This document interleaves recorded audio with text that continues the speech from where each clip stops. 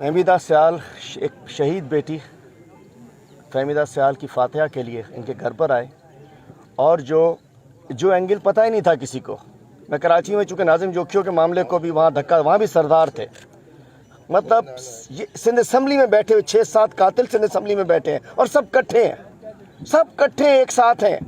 कभी वो अवैस गुराम के साथ नज़र आते हैं, कभी वो इनके यहाँ फैसला कराने आते हैं। मतलब एक टोला है, कातिलों का टोला बैठा है सिंध असम्बली के अंदर। और मेरी कोई सियासत नहीं है, ना हमें वोट चाहिए। मैंने पहले बताया हम इंसानियत के नाते आए। बिल्कुल। तो पहले मैं चाहता हूँ कि हम जो आए उसके बाद मैं चाहूँगा कि वाक़या सुने। मैं पूरे पाकिस्तान वालों से कहता हूँ, अदलिया से कहता हूँ, मुझे यहाँ भिजवाया मेरे वज़ीर-ए-आज़म, मेरे कप्तान इमरान खान साहब ने, गवर्नर सिंध ने, कि जाएँ सूरत हाल पूछ कर आएँ वाक़या। और जब इधर आके पूछा है तो बात कहीं और निकली है। इस कातिल सरदार शहीद इसरान के साथ सारे गनमैन, गाड़ियाँ MPA घंवर इसरान की थी और इस कत्ल कराने में SSP समेत पुलिस शामिल है।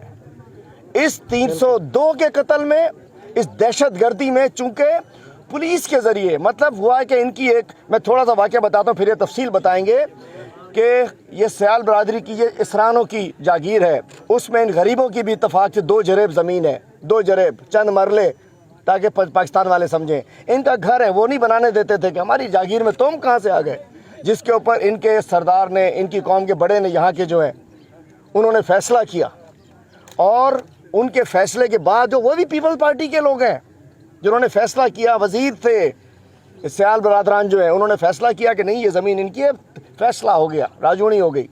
जब उस फैसले के तहत ये बनाने लगे तो शहीद इसरान जो कि MPA पीपल्स पार्टी के MPA घंवर इसरान, जो कि अक्सर स्पीकर की कुर्सी पे बैठता है, बिल्कुल कातिल स्पीकर की कुर्सी पे बैठेंगे।